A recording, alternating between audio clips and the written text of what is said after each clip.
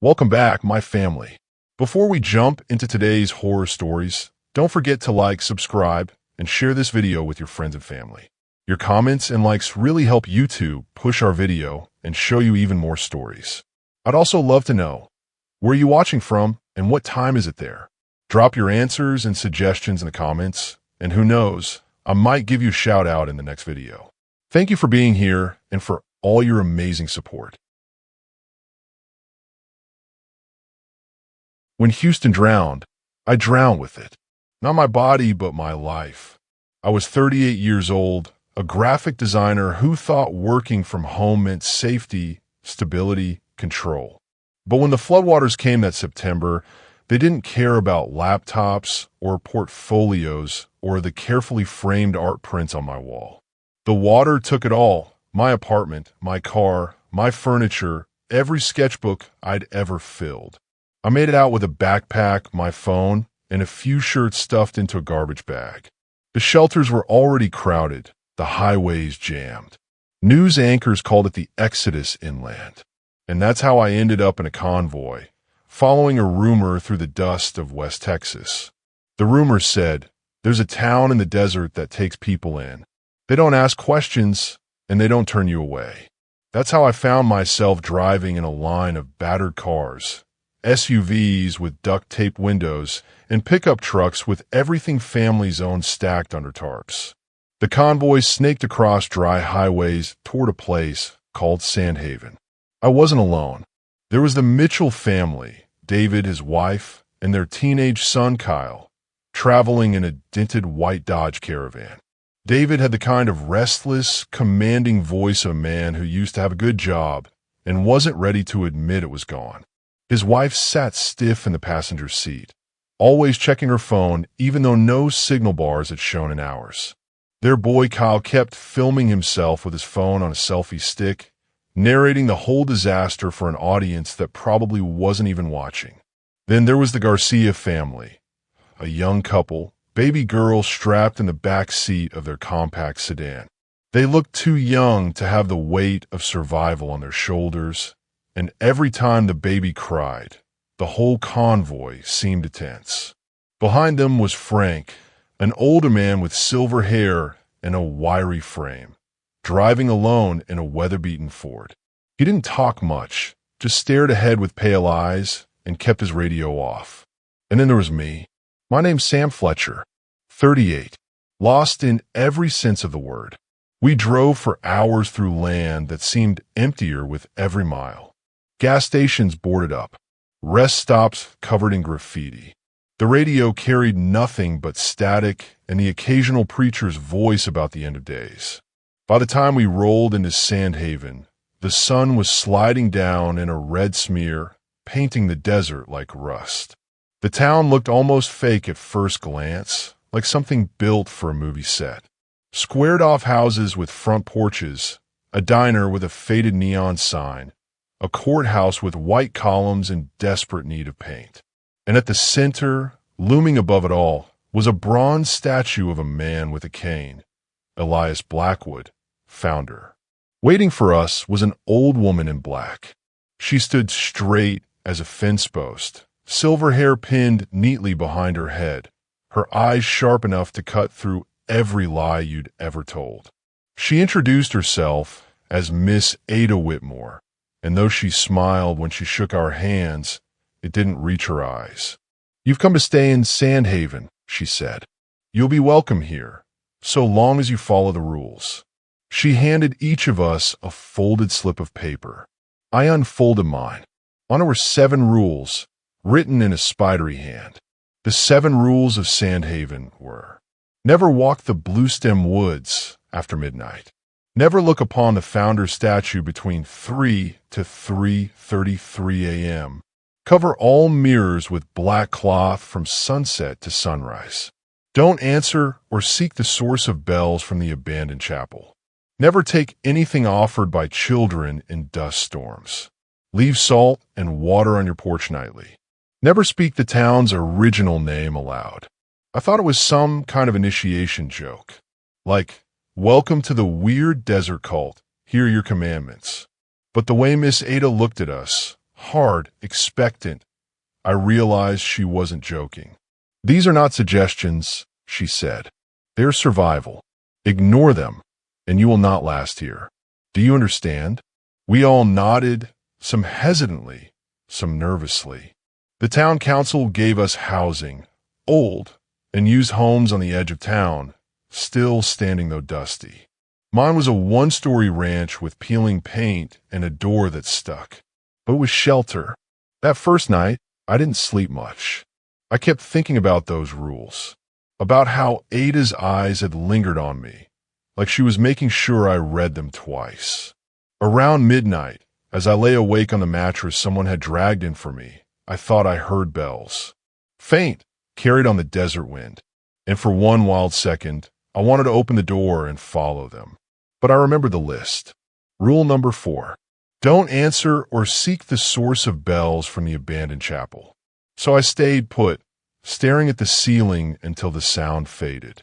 By morning, I wasn't sure if I dreamed it. But when I stepped outside, I noticed something strange.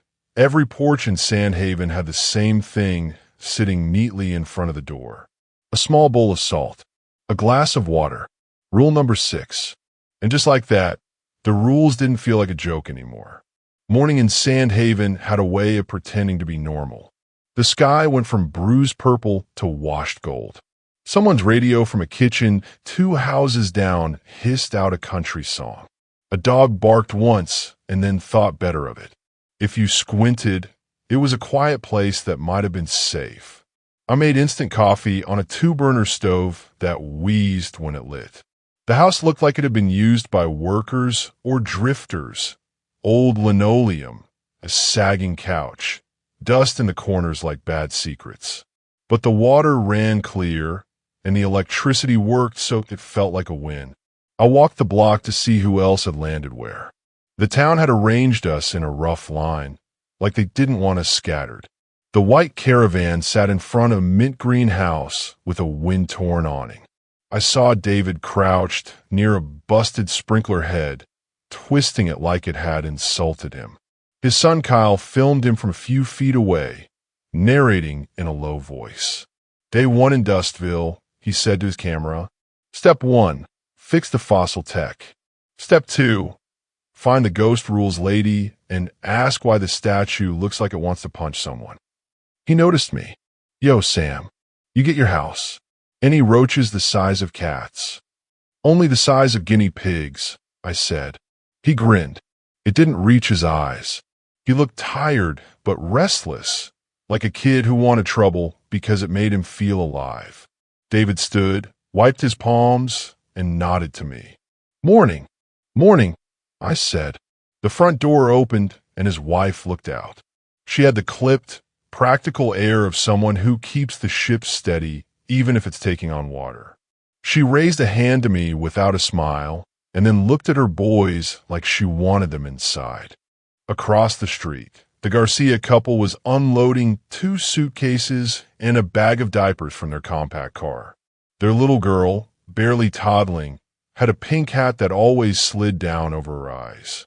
Her mother kept adjusting it and cooing, trying to keep the girl calm while her father stacked things on a porch bench. I wandered a little farther and found Frank sitting in a folding chair on his stoop, elbows on knees, hands steepled near his mouth. The silver in his hair caught the sun. He didn't look at me, so I just said, "Morning," and kept walking. On my return, I saw something I hadn't noticed the first night. Black cloth rolled like towels on every porch, tucked into a bucket or basket. Some porches had extra folded squares waiting beside the door. A woman across the street, short, compact, with hair pinned up, waved me over. "You're one of the new ones," she said. "Take it." She pushed a bundle of the cloth into my hands. "You'll need more for the bathroom. Closets, too, if they've got mirrors stuck to the backs of the doors. People forget that. I appreciate it. Name's Mrs. One," she said. "Most folks just call me Ada Shadow because I talk too much and worry more. But I prefer good neighbor." "You got it, good neighbor," I said. "I'm Sam." She studied my face like she was checking for cracks. "You slept." Sort of. You heard the bells, she said, matter of fact. Maybe, I said. Maybe I imagined it. That's the way it starts, she said. You think you dreamed it. Dreaming is safer. You don't move when you dream. Is the chapel still usable? No, she said. Not for anything you want. She looked past me at the Garcias. The toddler had dropped a stuffed giraffe on the paint flake steps, and her father bent to brush off the dust. You tell them the rules? They got the paper, I said.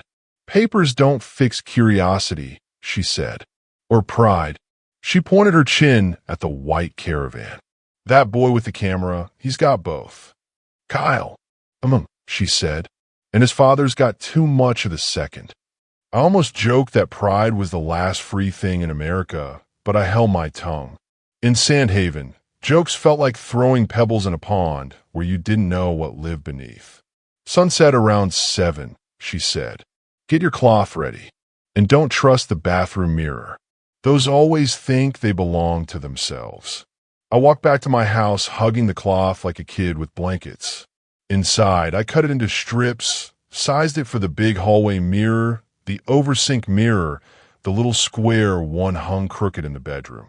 I found a box of thumbtacks in a kitchen drawer and used those to fasten the cloth.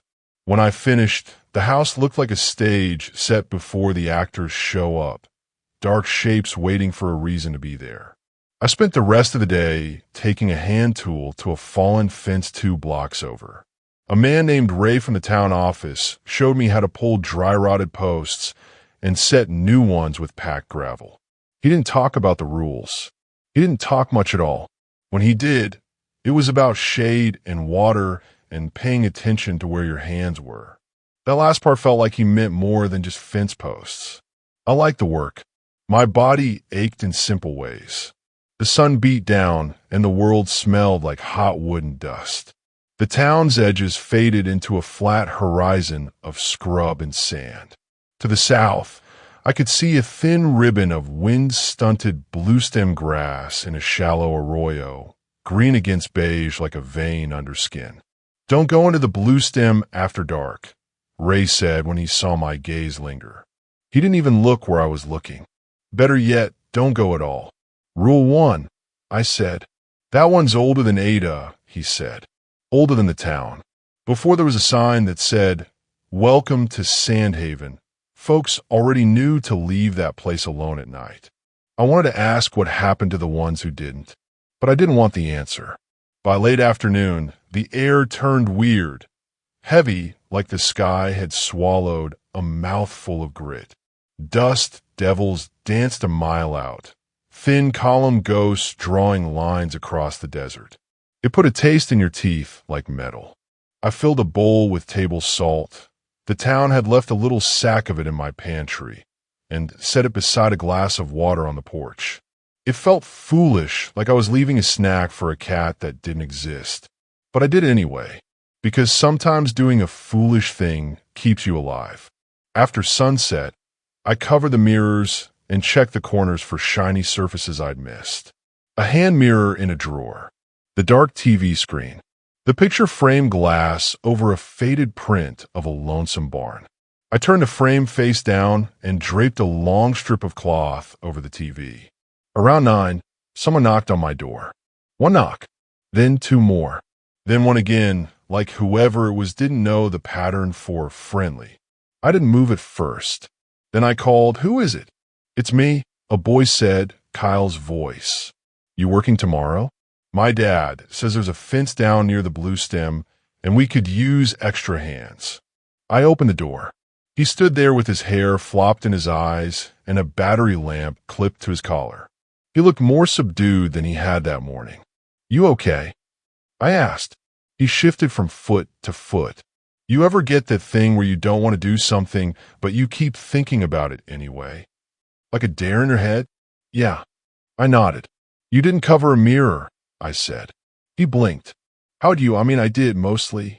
I forgot the little one on the medicine cabinet. Went to brush my teeth, and I thought I saw. He swallowed. You know how sometimes your own reflection doesn't line up with you? Like the lighting is off, or the angle's weird. It was like that. only it felt like it noticed me first. You covered it now. Yeah, he said. Twice. Good. He laughed, but it was a poor attempt. This town, man. It's like it knew I'd be the idiot who'd poke the electric fence. You can be curious and still smart, I said. Curious people live longer when they set their own limits. He looked down at my porch offerings. Salt and water, he said. Who are we hosting the world's politest ghost? I don't want to meet the impolite one, I said. He rubbed his arms and looked out toward the dark street.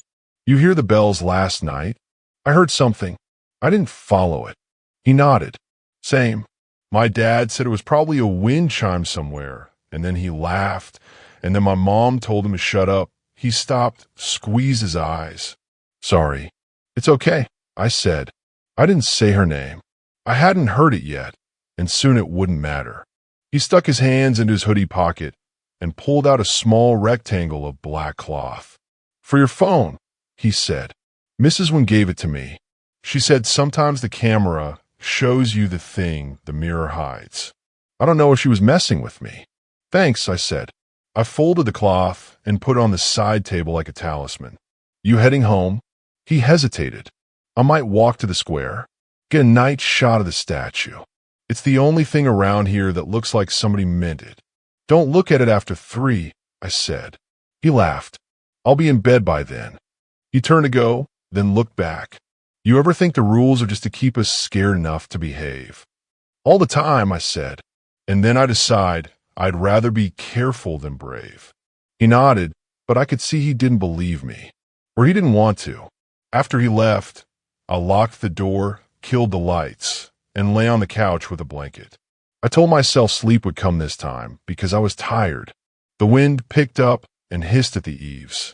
Somewhere far off, metal squealed, a gate chain or a sign in a gust.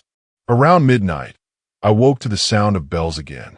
Closer, a rush in the ears like a tide. 4 notes, then a pause, then 4 more. Not a melody you would sing, a pattern meant to be followed. I clenched my teeth and pressed my palms to them like I could hold myself in my own skin. Don't answer, I whispered. Don't look for the source. I said it like a prayer.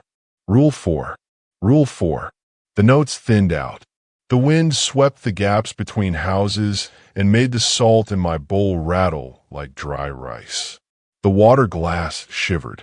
It didn't spill. At dawn, the air was chalk dry. My mouth tasted like old pennies.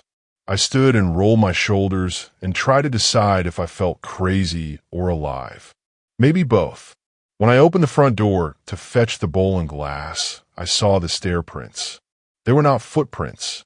They looked like something had leaned on the steps with 5 long, even lines. 4 on one side, 1 on the other. Not fingers, not claws exactly, like a hand that was made to pull instead of touch. The salt bowl was half empty.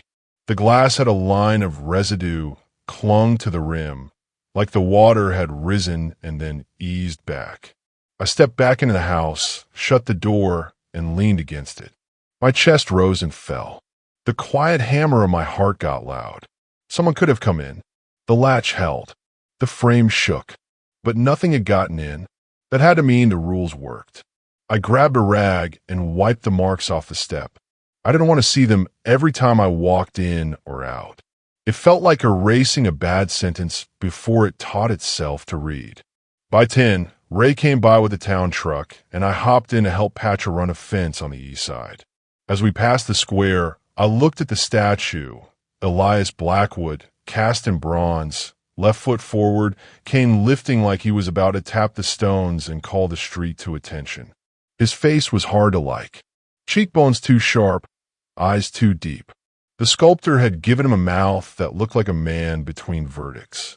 You don't have to cover your car windows, Ray said out of nowhere. I frowned. What? Some folks cover their car rear view mirrors. We tell them that's a waste of cloth. Car glass seems to be its own kind of dumb. Doesn't keep a memory very long. I'll write that down, I said. You can say it in your head, he said. Then, after a beat, don't stand in front of him after 3. I know, I said. You think you know, he said. Knowing in Sandhaven is when your bones agree with your head. We worked until noon and then stopped at the diner. The neon sign still buzzed, but didn't light. The chalkboard listed a daily special that seemed to have been the daily special for a year. Turkey melt, side salad, coffee. Inside, it smelled like hot grease and lemon cleaner. The booths were cracked, the tables wiped clean. That's where I heard David start his first argument with the town. He sat 2 booths over with 2 locals, men with sun-tempered faces. Kyle slumped at the end, scrolling through his phone with quick, nervous taps. David's voice carried like a stage actor testing the house. "You're telling me," he said, "that a town with power and roads and a council still runs on ritual instead of reason? Because an old lady says so." One of the locals said, "Because the desert says so." David laughed. "And the desert talks in bells? You burn candles, too? Sacrifice a goat when the wind shifts." The locals didn't laugh. The waitress poured his coffee and left like she had other things to worry about, like his words were gnats, not bees. I ate my sandwich and kept quiet. Ray sopped up the run of his egg with toast and said nothing at all. But I watched Kyle. He was trying to catch his father's eye, those fast glances boys do when they want the person they love to stop before they go too far. When David didn't look at him, Kyle tried on his father's smirk and aimed it at me instead, like he had to keep the fire going or let it burn him.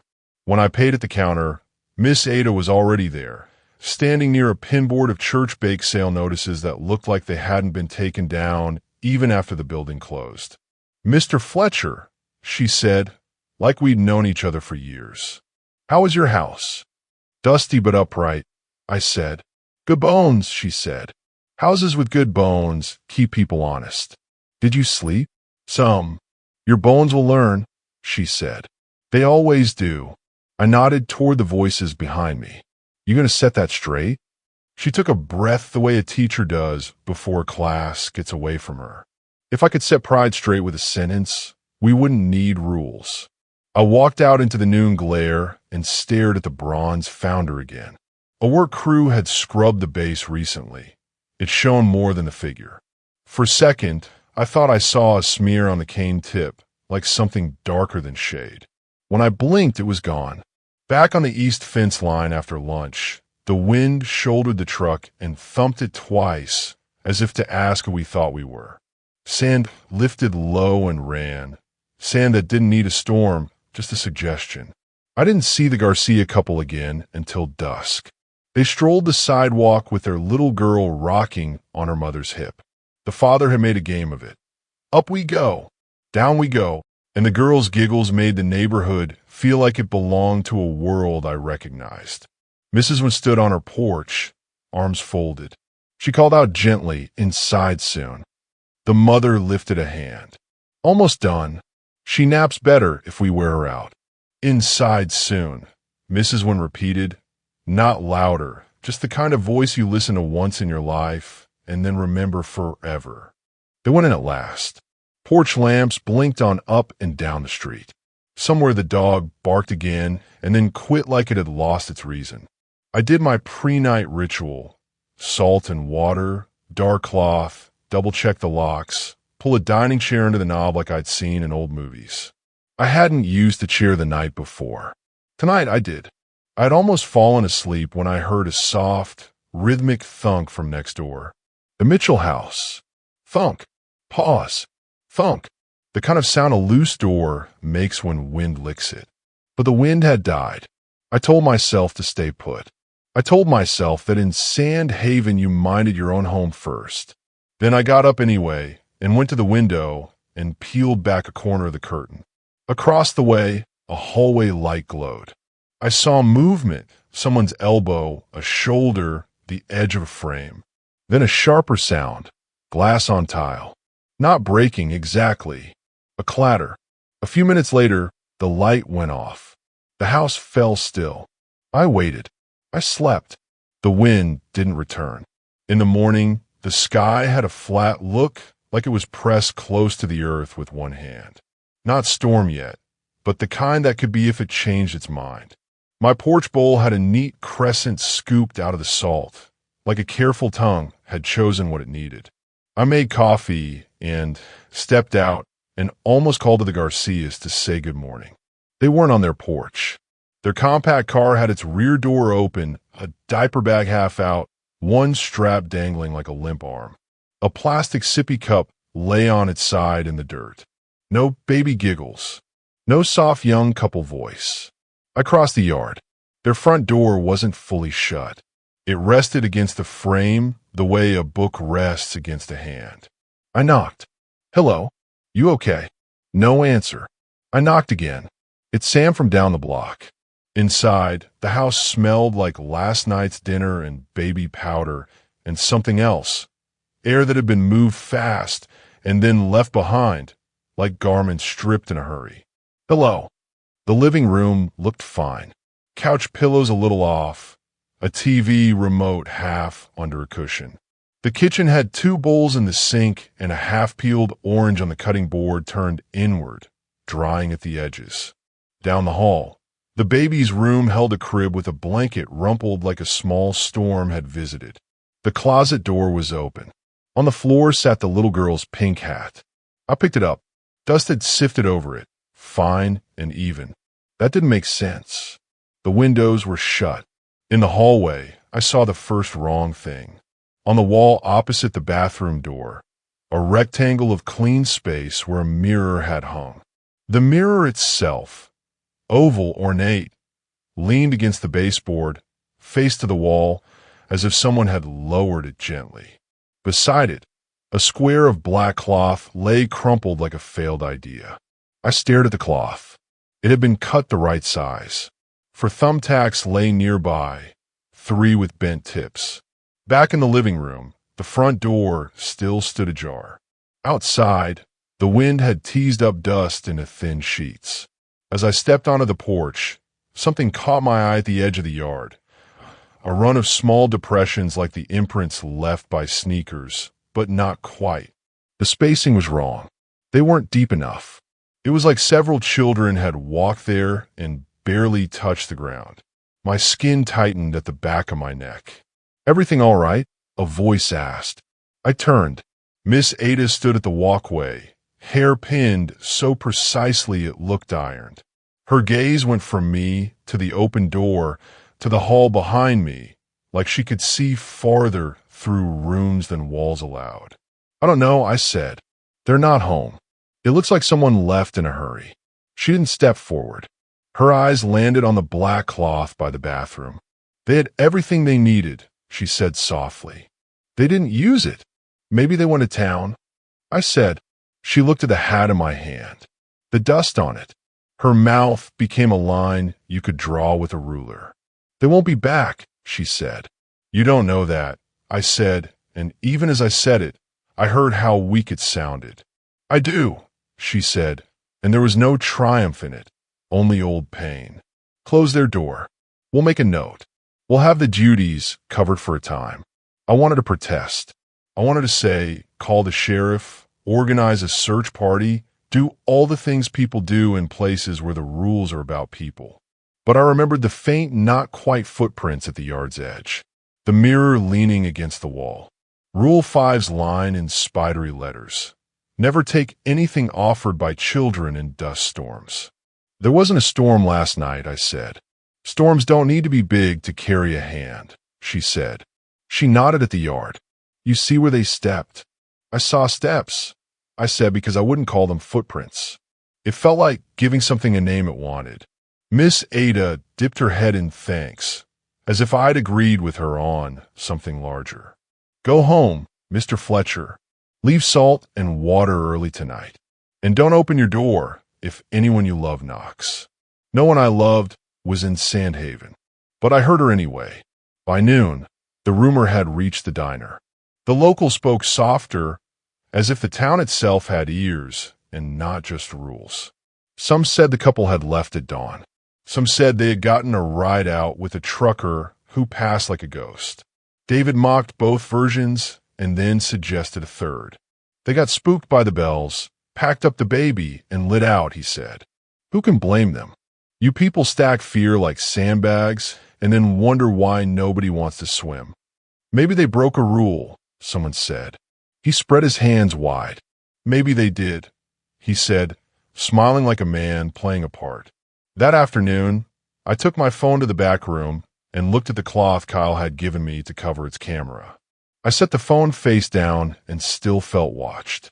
It's funny how fast a rule becomes habit in a place that punishes forgetting.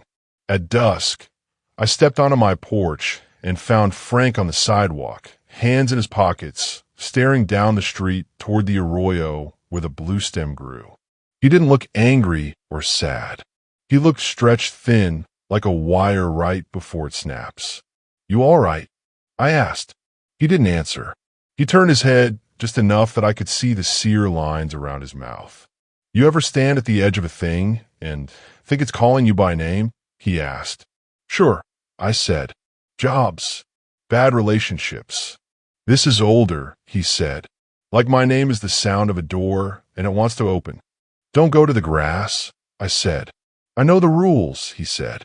"I followed rules my whole damn life. Look where it got me." "Alive," I said. He gave me a look that was almost kind. "Alive is a tight word," he said. "It doesn't leave a lot of walking room." He went home without saying more. I watched him for a while after he went inside. The porch lamp clicked off. The house turned to a square of night. That night, I doubled the salt. I refilled the glass to the brim. I covered the mirrors and then put a towel over the hallway one for good measure. I sat in the living room with every light off and a heavy book in my lap like a doorstop for my attention. I didn't sleep. At 12:18 by the oven clock, because I had turned the phone face down and covered its camera, I heard the bells again. Not far. The pattern had changed. It had the impatient tone of a person who thinks you've missed something obvious. I whispered no to the book. I whispered no to the window. I whispered no to my own legs. The bells stopped as if they had listened. Silence opened like a mouth. Then, from the street, footsteps. Not one person. Several. They moved like people who had all learned to walk in the same place, the same schoolyard, the same tight-ribbed alleys. Small, quick, tapping the ground with the certainty of play. I sat very still. I stared at the front door because I couldn't do anything else. The tapping stopped near my steps. I heard soft breathing the way you hear someone hold their breath right before they speak. A little voice piped up. A child. It sounded like a girl who hadn't learned to shape her S's yet. "We brought you something," she said. I didn't move. I didn't answer. "It's a toy," another voice said. "You can have it. It looks like yours." I stared at the door hard enough to burn a hole. A soft thump, like a small hand setting something on wood. The object made a tiny rattle, as if it had wheels. Then those careful footfalls away across my porch, down the steps, down the walk onto the street. Gone. Time got heavy. I waited until the oven clock ground from 12:18 to 12:34 to 12:49 to 1:03. At last I stood. I went to the peephole and made myself look. On the mat lay a toy car, cheap plastic, yellow with flicks of red, the kind you get in a grocery store bin. It looked exactly like the one I used to keep on my studio desk in Houston, the model I spun in my fingers when I got stuck on a layout. That one had drowned in muddy water. This one sat on my dry porch, waiting. "It looks like yours," the little voice had said. I took 2 careful steps back. I didn't open the door. I didn't touch the lock. I told myself the door was a wall, and the wall would hold. In the morning, the toy was gone. In its place, a small smear, dark as old coffee, where something had pressed too long and then lifted like a stamp. The salt was mostly gone. The water glass had a line of liquid scum adhering to it, like the residue of a breath that didn't want to belong to lungs. I sat on the step and rubbed my face with both hands till my skin felt hot. Around 9, Sheriff Vance rolled down the street in a dusty Tahoe. He parked at the curb in front of the Mitchell house and knocked hard enough to make the door jump. He was a big man gone soft in the middle, with eyes that stayed kind when the rest of him had stopped trying. I'd seen him around, always with that look, like he was a firebreak, not a firefighter. His job was to slow things down. I watched from my window because I had learned to watch. After a minute, the door opened. David spoke fast and loud and used his hands like he was drawing diagrams in the air. I couldn't hear the words, but the shapes of them were easy. The town, the rules, the idea of being sane in a place that hadn't signed the same contract with reality as the rest of the world. Vance listened. He didn't interrupt. When he finally said something back, his hands didn't move. That made David angrier. At last, Vance nodded once, turned, and walked away like he'd written down all the ways things could go wrong and picked the least bad. I had just turned from the window when I heard glass shiver across the street. A sharp, clashing crack, and then a yelp that wasn't pain, exactly, more like shock at the shape of what pain might become. I was across my porch and in the yard before I remembered to be afraid. My feet hit the Mitchell steps at the same time their front door jerked open. "Don't," Kyle started, but I was already inside. The hallway mirror lay in pieces, big shards like ice flows, small glitter like rain in a bad dream. The black cloth sat folded neatly on the hall table. It had never touched glass.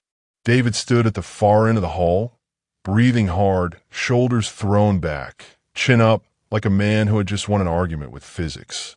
His wife held the door jamb with white fingers, mouth open. "You don't have to be scared of your reflection," David said. "You're allowed to look at yourself in your own house." He turned to me. "Tell them." I opened my mouth and then closed it. The shards caught my face in 30 pieces. I stared at my own eyes in each shard. For a split second, I didn't like which one belonged to me. Then David stepped, and his shoe ground glass. "Don't move," I said. He looked down. "It's fine." "It's not," I said. "Dad," Kyle said, voice trembling. "Please, please just." David lifted both palms like he could calm a horse. "See? We're okay. Nothing in a mirror that isn't in us." Then every light in the hallway went out. No click, no pop, just gone. The sun coming through the far window turned the hall into a long, dim tunnel. The broken mirror lay dark, as if it had gone deeper than a crack could go. Something stepped where the glass was, and all the little pieces turned to face it the way flowers turn to follow the sun. I didn't see it so much as I understood its outline by what the reflections did. A place you couldn't look at directly, standing where David had just stood, wearing him like a coat one size too tight. I smelled wet copper. The air thinned. "Back," I said, and I didn't know who I was talking to. Maybe myself. The thing tilted its head. The hair was correct. The jawline almost was. The eyes were wrong. They were not eyes. They were pits, soft and deep, but also flat like painted circles on a board. The mouth opened on the wrong axis for a second and then righted like memory, had to catch up. David's wife made a sound I had never heard from a living throat. Sheriff Vance was already at the door, like he had been waiting on the porch for the one thing he didn't want. He didn't draw his gun. He threw a heavy wool blanket wide and took 3 quick steps and wrapped the figure in it. For a moment, I thought the blanket would go straight through, like through smoke. It didn't. The thing fought once like muscle underwater. The wool covered its face. "Help me," Vance said. His voice was clear even. "Help me now." I grabbed the far edge of the blanket and pulled. Kyle froze, then slammed his shoulder into a corner of cloth like a rugby player in a scrum. We didn't pin it. We contained it. That's all you can do sometimes. "Hold," Vance said, and we held. It went still, not like a person catching breath, like a decision. "Out," Vance said. "Back door. Now." We dragged it down the hall, glass cracking under boots, the wool rasping like breath. At the back door, Vance shoulder barged through, and we stumbled into the yard. The sun hit the blanket. Steam rose, thin and sour. The smell was old coins kept wet in a jar. Two men waited with a steel cage that looked like it had once held tools or animals. They said nothing. They didn't look scared. They looked like men closing the lid on a well. On three, we heaved the wrapped shape into the cage. The men slammed the latch.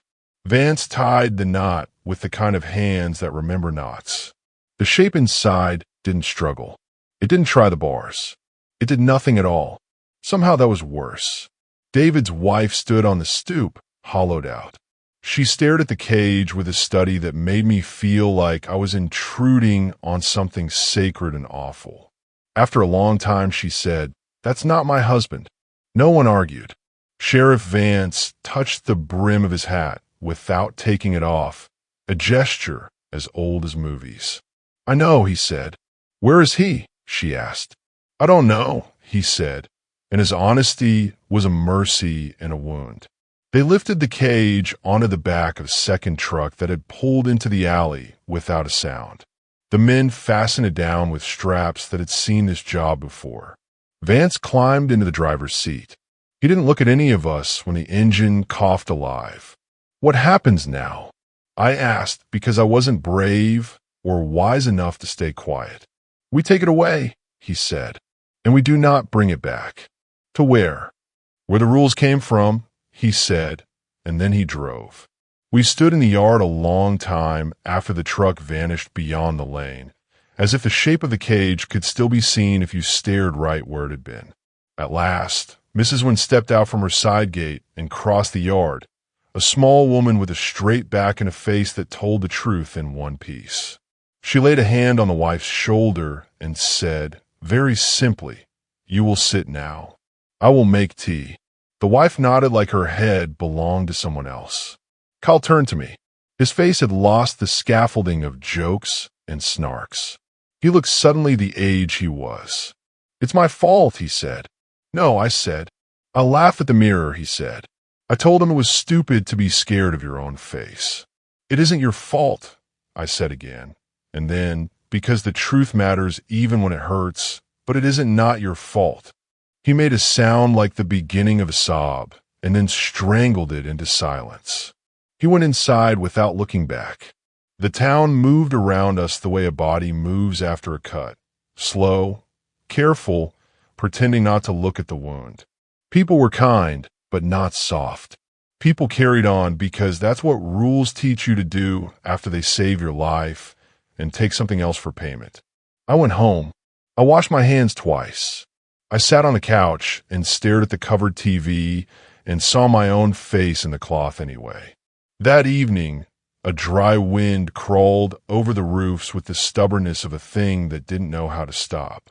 Out toward the flats, a low wall of dust stacked itself like a slow-building wave. I set the salt and the water early. I covered the mirrors before the sun even touched the roofline. Then I stood at my window and watched the square because I knew I shouldn't. At 3:02 a.m., I woke with my heart in my mouth. It was not a bell that woke me.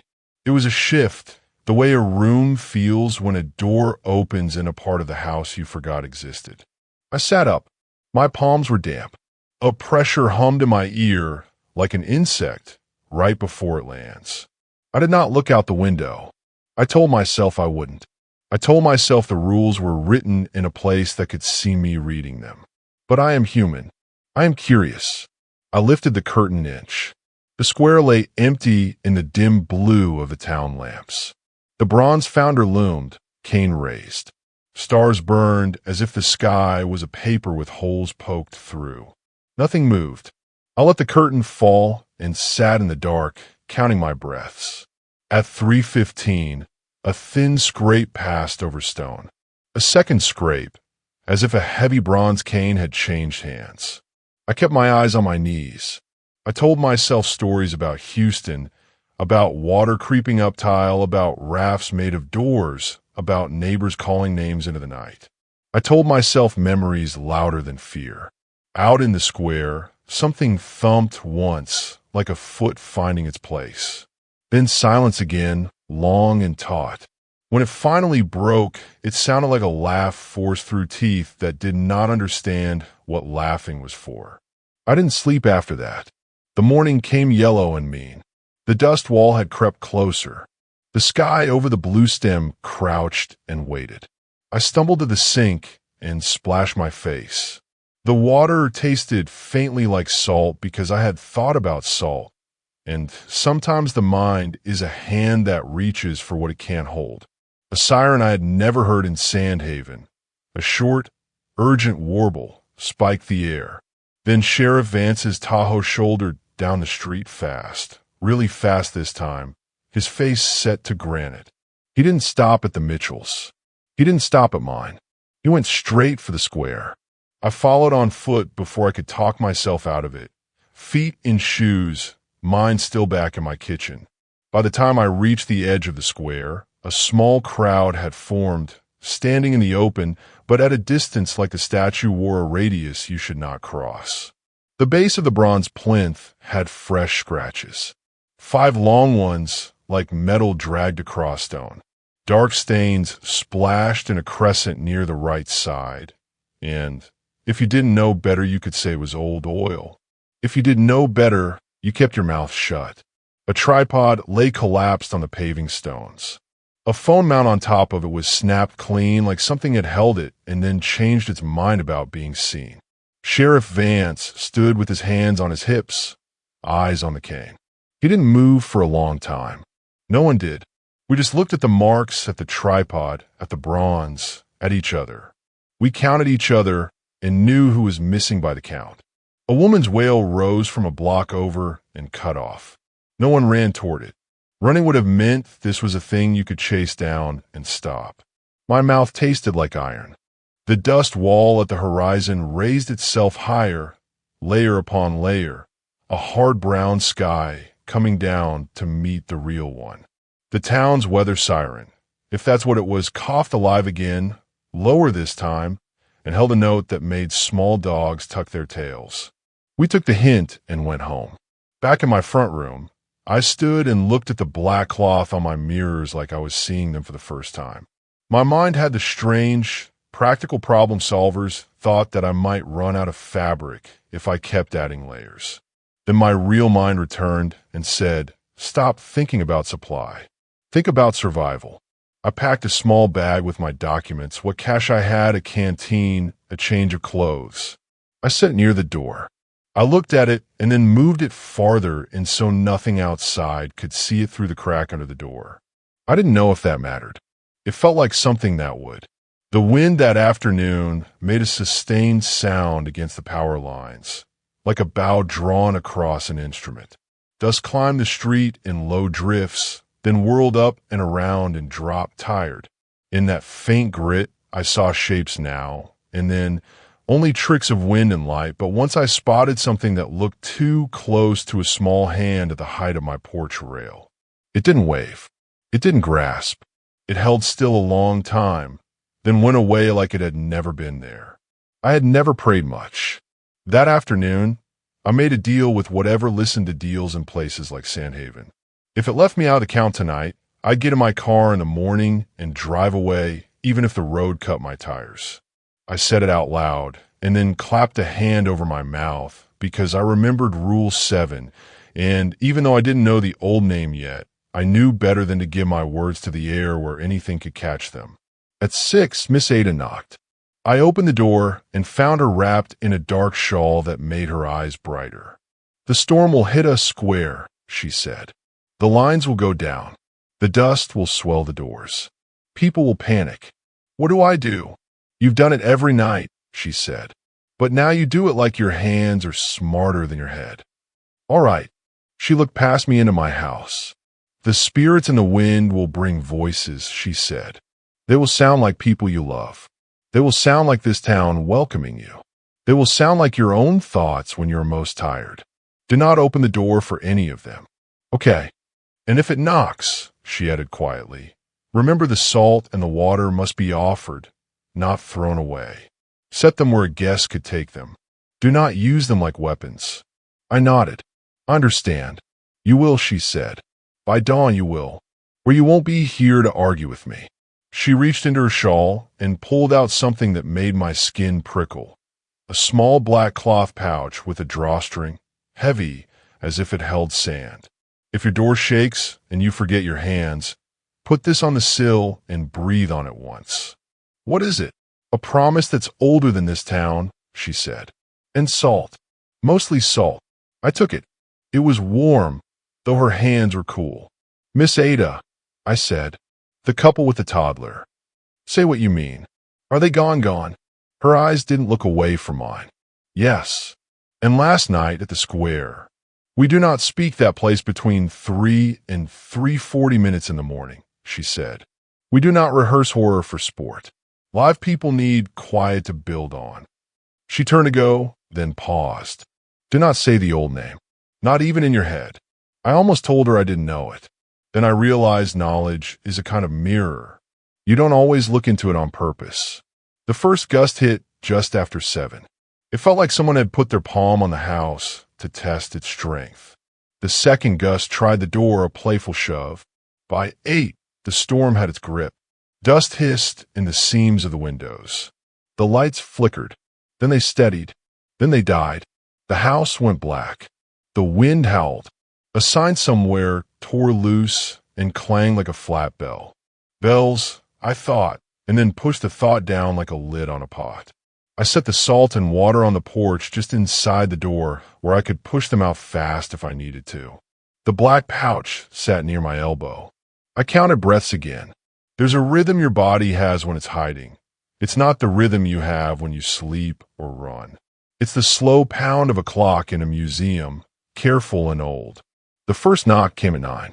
Not a child's tap. Not a neighbor's knock. A careful hand, for fingers and a thumb, laying itself on the door as if feeling for a pulse on the other side. Sam, a voice said. Not a shout. Not a whisper. A human voice, male, close.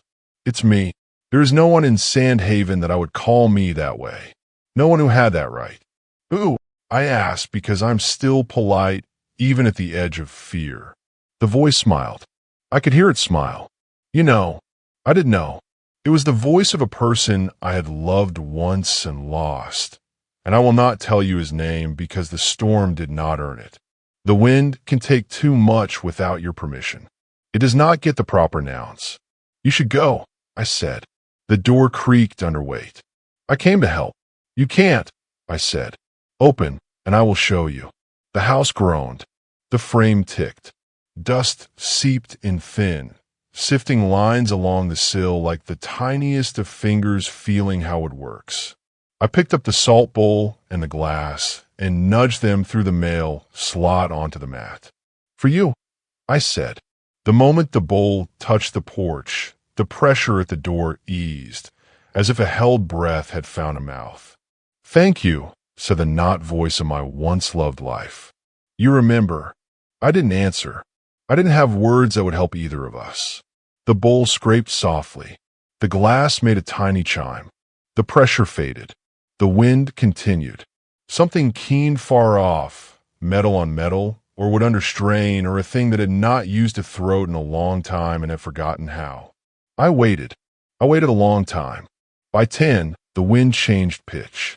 It swelled, and then dipped the way a crowd does when a game tilts. Sand rattled like dry rice in a tin. The house flashed a tiny electrical ghost.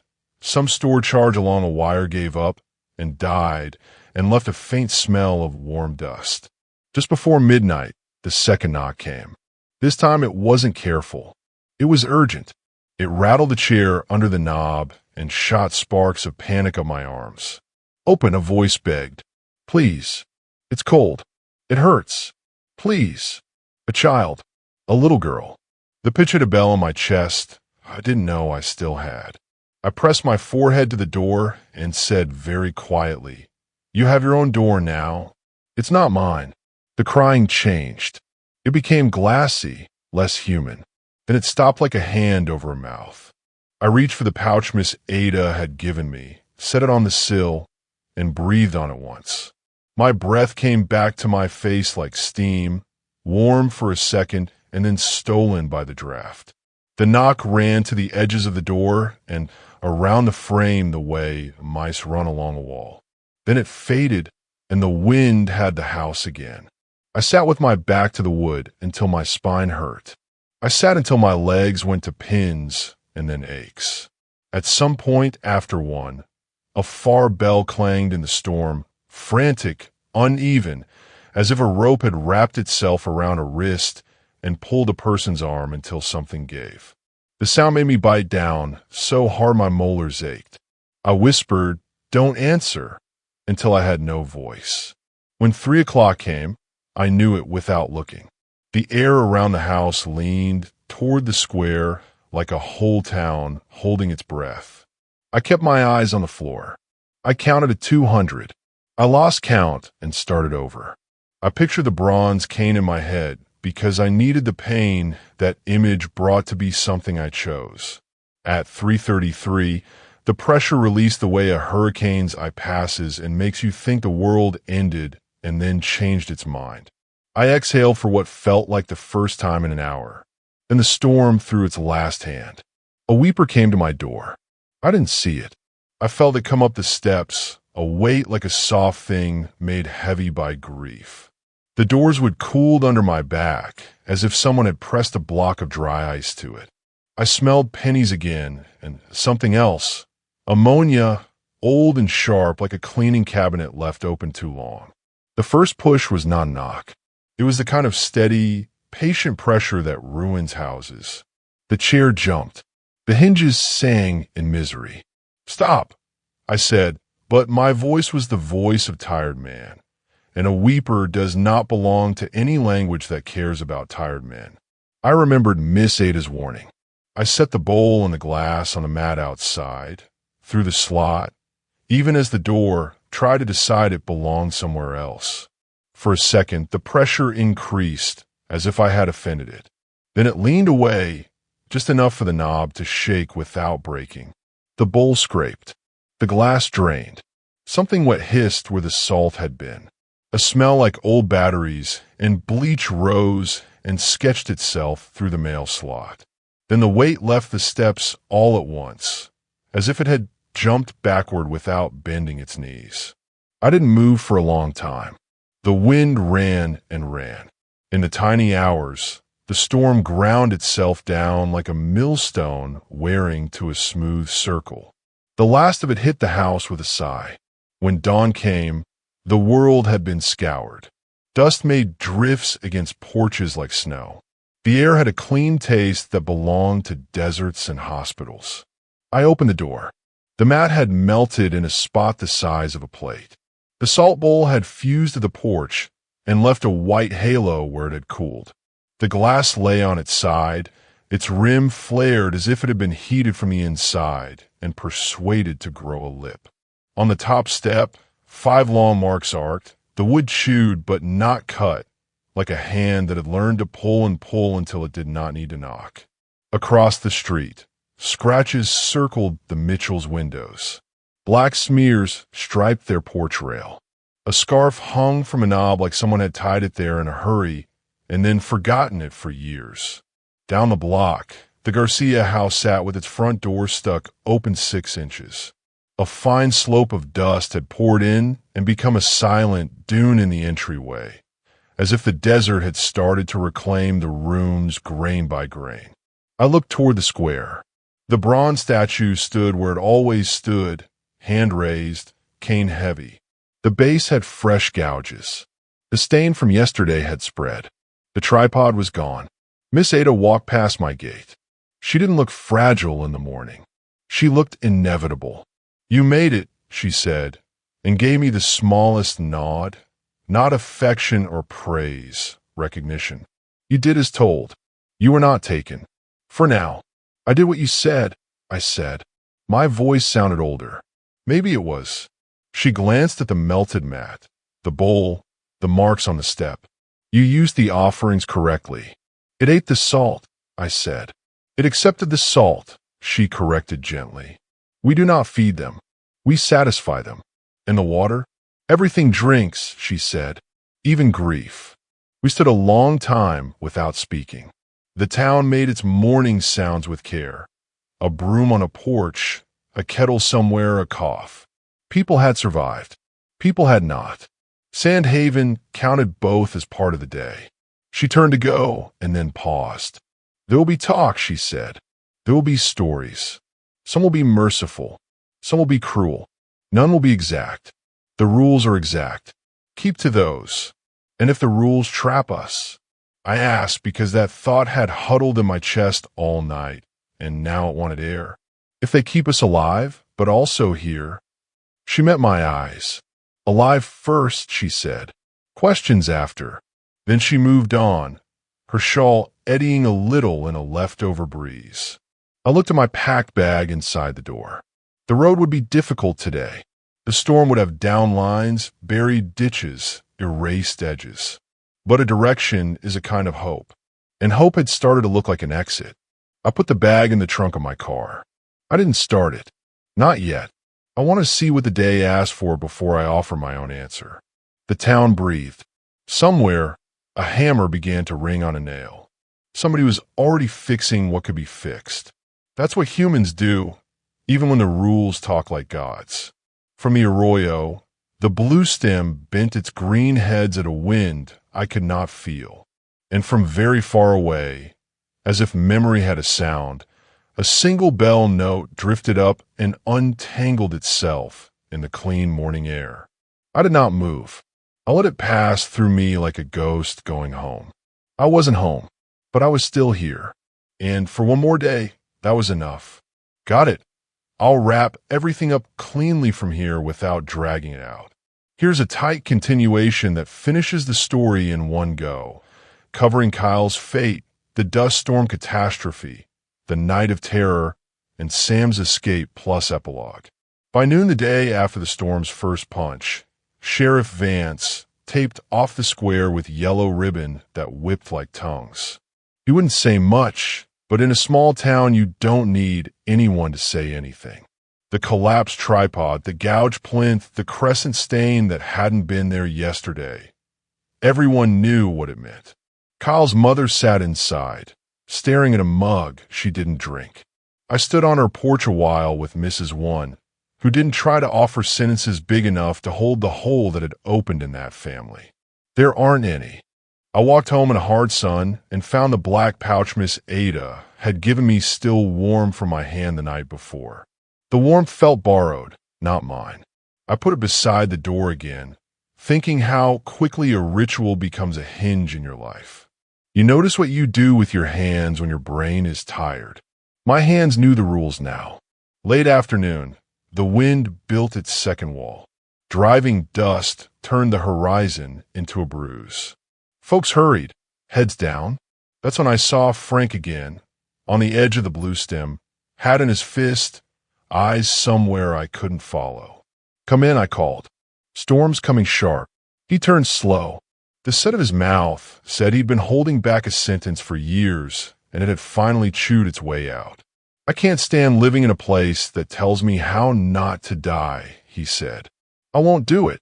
Then leave with me in the morning, I said. Sun up. We'll go. Somewhere under that dust, something moved, a flicker in the grass that wasn't wind. Frank closed his eyes. This town's old name, he said, voice tight, like a person forcing himself to jump. I remember it. From a map in the courthouse basement. From a founder's minutes. From a chapel stones. I took a step toward him. Don't. He said it anyway. He said it like a key pushed into a lock you can't unturn. The syllables were short and heavy. Black Haven. The sound landed wrong, like a hammer striking bone. The ground answered. It started as a tremor you could mistake for a truck passing, pebbles jittering, a window sash clacking. Then it deepened. Old joints in old houses groaned. Porch columns ticked like metronomes. Under the town, something that had been asleep rolled and found a shoulder. The abandoned chapel rang before the wind reached its rope. The bell clanged wild, not in any church rhythm, as if a trapped thing shook it with both hands and teeth. From the blue stem came a chorus of thin voices like reeds played by a mouth that wanted to be human again. The sky went brown-green. Day turned to a shade that didn't belong to clocks. Inside, I yelled, but Frank was already on his knees, not praying, clutching the dirt as if the earth might throw him. The next gust tore him from my sight. Not lifted, not dragged, removed. I shouted his name until grit packed my tongue.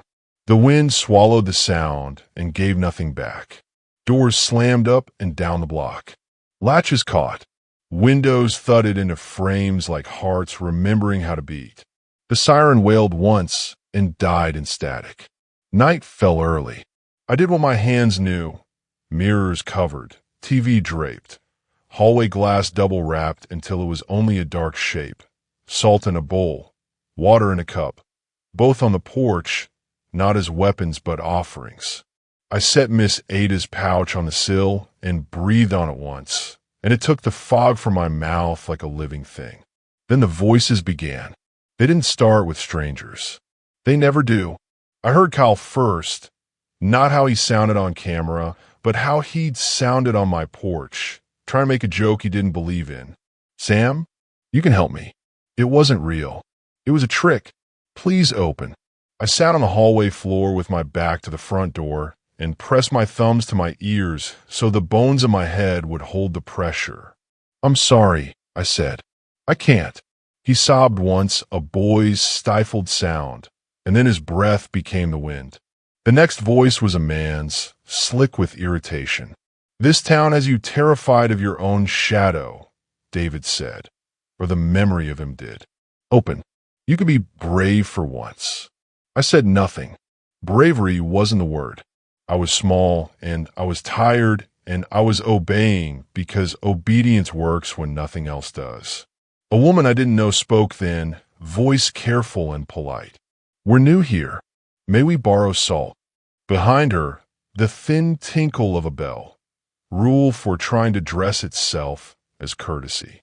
I closed my eyes and recited the rules in my head like a child rehearsing a poem. Not aloud. Never aloud. Something scraped over my porch. 5 long tracks. Light at first, then firmer, as if a cautious hand had found purchase. The door cooled under my spine. Moisture bled through the wood in a shape the size of a face that wasn't put together right. The weeper didn't knock. It exerted itself. The chair shuddered. The hinges whined. I slid the bowl and glass through the mail slot, careful as a waiter setting a tray. "For you," I whispered, voice raw. "Please." The weight lifted by an inch, enough for the knob to stop trying to turn. The bowl hissed like a fuse when the substance it dripped met salt. The glass emptied in one long draw. The pressure eased. The door breathed with me again. Around 1, the chapel bells went frantic. They rang in messes, as if they'd learned our panic and tried to teach it back to us. From the blue stem came long, dry keens. The statue's cane scraped stone once, just once, somewhere in town, not on my street, and I flinched like a dog that's learned the shape of a blow. 3 o'clock brought the thickest silence I've ever heard. We always talk about silence as absence. This was not that. This was presence without sound. The air pushed against the house, hard and intent, like a crowd bearing a casket. Something stopped outside my door as the clock reached 3:15. It didn't touch the wood. It didn't need to. It knew it could. And for a living thing, sometimes knowledge is enough. It stayed a long time, making no sound, and the only way I knew it hadn't left was that I could feel sweat cold on my back where my spine touched the door. When it finally moved on, it dragged a part of the night with it. A smear of cold, a deeper dark. For a long minute after, the house groaned like a body uncurling from pain. At 3:33, the pressure went thin. I let out a breath. I didn't know I'd been saving from the flood that killed my old life. Dawn came dirty and exhausted. The storm dropped to a fretful fuss. I opened the door into a world scraped raw. Porches wore black trails. Window frames had fingernail arcs where paint peeled in 5 long lines. The salt bowl had vitrified to my mat and left a chalk halo. The water glass lay on its side, rim warped like a flower turned wrong. Down the block, the Garcias door had blown open so far the hinges snapped. Inside, a dune of dust had taken the foyer. Across the street, the Mitchell house stood with every mirror still covered, fresh cloth on the frames. On the porch, a single shoe sat toes out, as if someone had meant to step into it and forgot how. The mother's sobs finally came, full-bodied and simple. People brought chairs. That's what Sandhaven did. It set chairs where the breaking would happen and kept company without telling you how to put yourself back together. Miss Ada walked my way at mid-morning, shawl neat, hair pinned to a discipline that must have taken decades. She stopped at my gate and studied the marks, then studied my face. "You kept the rules," she said. Not a question. "I did. You lived," she said simply. "For now, that's the work." I thought about the night, about how following the rules had felt less like life and more like threading a needle in the dark with shaking hands. "I don't think I can keep doing this," I said. She nodded once, neither surprised nor disappointed. "Then don't. I can leave." The question sounded childish in my mouth. "Some cannot," she said. "You can." She gestured toward my car. "You didn't mock us. You didn't bargain with the rules like you were smarter than the desert. The town knows the difference." I went inside and picked up the bag I'd packed before the storm. It felt heavier now, as if the night had climbed in and brought its weight. I set in my trunk. The key turned. The engine coughed, caught, then idled steady. A small miracle in a place that didn't hand those out lightly. Before I pulled away, I walked to Miss Ada one last time. "Where do the rules come from?" I asked. "Really?" She looked past me, toward the arroyo where the blue stem bent in a breeze I couldn't feel. "We live on top of debts," she said. "Old promises, old hungers. The rules keep us from paying with everything, every night." "Who made the promises?" She let out a breath like a tired laugh. "Men who built statues to themselves." I glanced at the square. The bronze founder stood immaculate again, as if some crew had worked before dawn. But new scratches had cross-hatched the base, fresh as a signature. "What happens if I say the old name somewhere else?" I asked. The word burned behind my teeth like a match I didn't dare strike. "Don't," she said, and for the first time her voice had an edge. "You carry a little of every place inside you. Don't carry that." I nodded. "Thank you. Keep salt in the car," she said softly. "And water. You won't need them anywhere the rules don't apply. But if you ever do," she let the sentence hang. "Some warnings are polite because they don't want to scare you. Hers was polite because it respected horror." I got in my car. The road out of town had drifted over, but the soil was firm under the top sand. The first mile felt like driving on bone. At the edge of Sandhaven, the sun came out hard and white, and for a second the world looked new the way a knife looks new when you first take it from paper. I didn't look in the rear view. I didn't say goodbye. I didn't touch the radio. I kept my hand steady at 10 and 2 because my hands knew more than my head. When the highway bent, I let the car do what cars have always done for people who needed to leave. Turn distance into a story you tell yourself so you can keep going. I didn't stop until I saw a brand new gas station 2 towns over. Glass, so clean it reflected the sky in full, not a dark scrap caught in a frame. Inside, a teenage clerk asked if the dust storm had been bad. "We just got wind," he said, like wind was a pet that sometimes chewed shoes. "It wasn't great," I said. I bought salt and 2 gallons of water and a pack of black bandanas I didn't intend to use and kept them in the trunk anyway. I slept that night in a motel with a bedspread that made my eyes itch and a bathroom mirror I left uncovered. It was fine. Nothing happened. At 3 in the morning, I woke for no reason and counted to 3:33 and went back to sleep. I didn't dream bells. That was almost worse. I kept moving. New Mexico, Arizona, north, to cooler air and a place where grass grew thick without being asked twice. I got work at a print shop that still did handset type for wedding invitations because the owner liked the way letters looked when a press kissed paper. It was good work. It made sense. I rented a small place above a bakery that started making croissants at 4 a.m. and smelled like hope.